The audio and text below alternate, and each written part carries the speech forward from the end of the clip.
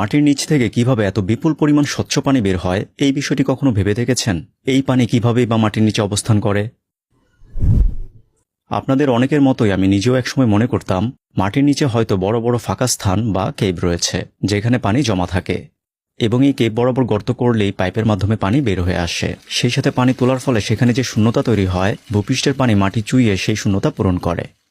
কিন্তু একটা দীর্ঘ সময় পর আমি বুঝতে পারি যে আমি ভুল ছিলাম। আমার চিন্তা যৌক্তিক হলেও ভুল ছিল। মাটির নিচে কোনো কেভ বা ফাঁকা স্থান নেই। আমরা বিভিন্ন প্রয়োজনে মাটির নিচ থেকে যে পানি তুলে আনি তা মূলত বালু এবং মাটির সাথে মিশে থাকে। এখন স্বাভাবিকভাবেই প্রশ্ন আসবে, পানি যদি মাটি আর বালুর সাথে মিশেই থাকে তবে পানি এত স্বচ্ছ থাকে কিভাবে? সেই সাথে এত বিপুল পরিমাণ পানি অল্প সময়ের মধ্যে মাটি আর বালু থেকে আলাদা হয় কিভাবে? এই প্রশ্নগুলোর উত্তর খুঁজতে নিজ চেষ্টায় এই মডেলটি তৈরি করেছি। আশা করি প্রশ্নগুলোর বোধগম্য উত্তর দিতে পারবো। আমি জুম্মান আছি আপনাদের সাথে, আপনারা দেখছেন বিজ্ঞান পাইসি।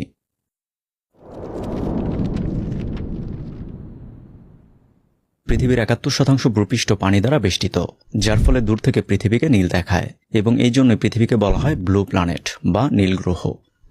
খালি চোখে পৃথিবীর পৃষ্ঠে যে পানি দেখা যায় এর বেশিরভাগই ব্যবহারের অযোগ্য।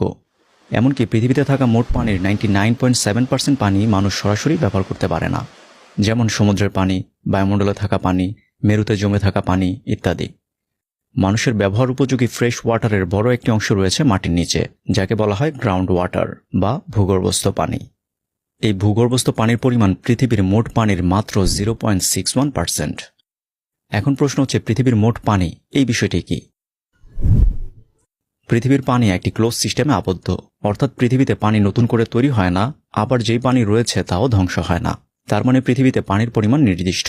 সুতরাং আজকে আপনি যে পানি ব্যবহার করছেন এমনও হতে পারে এই পানি ডাইনোসরও ব্যবহার করেছিল। পৃথিবীর এই নির্দিষ্ট পরিমাণ পানি চক্রাকারে রূপ পরিবর্তন করে, যাকে বলা হয় ওয়াটার সাইকেল বা পানি চক্র। এখন প্রশ্ন হচ্ছে, পৃথিবীর এই নির্দিষ্ট পরিমাণ পানি কোথায় এবং কিভাবে রয়েছে? এই চার্টটি লক্ষ্য করুন। এখানে দেখা যাচ্ছে পৃথিবীর মোট পানির কত পার্সেন্ট কোথায় রয়েছে। সমুদ্রে 97.2%, মেরুর বরফে 2.15%, গ্রাউন্ড ওয়াটার 0.61%। পৃথিবীর বিভিন্ন স্থানে পানি থাকলেও মানুষ তার ব্যবহারের জন্য ভূগর্ভস্থ পানির উপর অতিমাত্রায় নির্ভরশীল। এখন ভূগর্ভস্থ পানি অর্থাৎ মাটির নিচে কিভাবে পানি জমা থাকে তা বলা যাক। ভূপৃষ্ঠের উপরে থাকা নদীর পানি, জলাশয়ের পানি কিংবা বৃষ্টির পানি, এগুলো মাটি চুইয়ে মাটির নিচে যায়। অনেকটা বালুর মধ্যে পানি দিলে যেমন পানি নিচে চলে যায় ঠিক তেমন।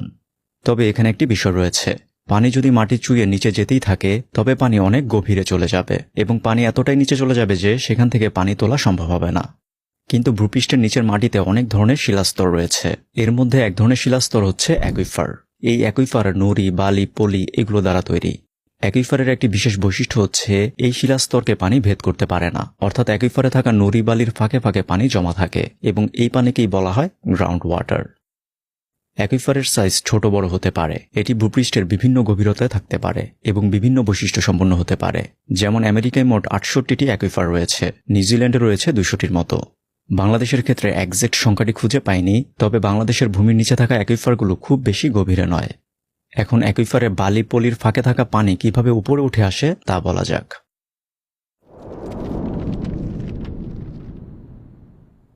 এখানে ছোট পরিসরে মাটির নিচের অবস্থান দেখানোর চেষ্টা করা হয়েছে। মনে করুন ভূগর্ভের এই স্থানে অ্যাকুইফার রয়েছে এবং অ্যাকুইফারে থাকা পানির লেভেল বা ওয়াটার টেবিল এই পর্যন্ত। এখন এখানে খেয়াল করুন, পানি কিন্তু বিশাল ফাঁকা কোনো স্থানে অবস্থান করছে না, বরং বালির ফাঁকে ফাঁকে অবস্থান করছে। এখন একটি পাইপকে অ্যাকুইফারের গভীরতা পর্যন্ত স্থাপন করা যাক। এখন এই পাইপের ভিতরে খেয়াল করুন, পানি জমা রয়েছে এবং সেই পানি ওয়াটার টেবিল পর্যন্ত উঠে রয়েছে, অর্থাৎ বালির ফাঁকে থাকা পানি পাইপের মধ্যে জমা হয়েছে।